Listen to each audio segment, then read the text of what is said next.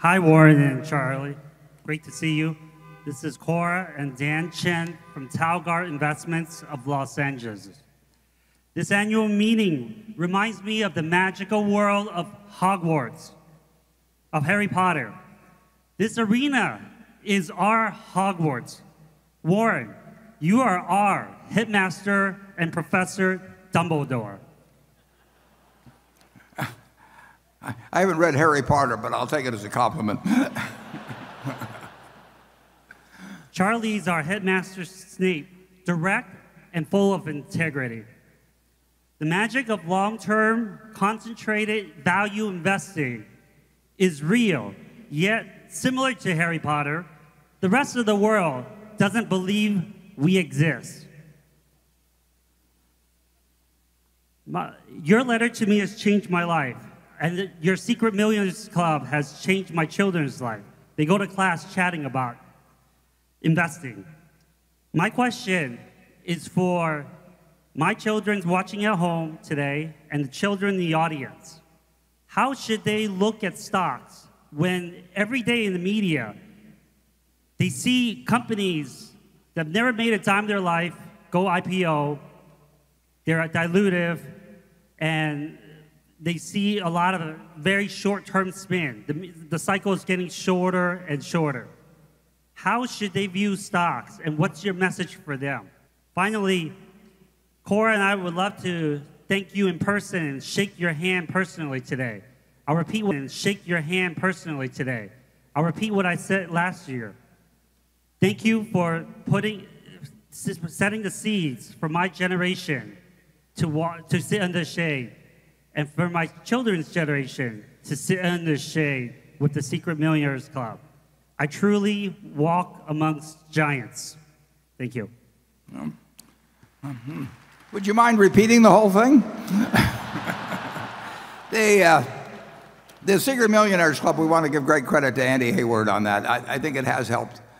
I know it's helped thousands and thousands of children, and it was Andy's idea, and it grows in strength, and having young children learn good lessons in terms of handling money and making friendships and just generally behaving as better citizens it's a great objective, and Andy makes it easy for him to do. So on his behalf, I accept your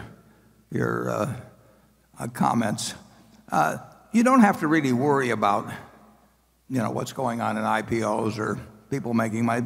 People win lotteries every day, but there's no reason to have that affect you at all. You shouldn't be jealous about it. I mean, it's great, if they want to do mathematically unsound things, and one of them occasionally gets lucky and they put the one person on television and the million that contributed to the winnings with the big slice taken out for the state, don't get on there.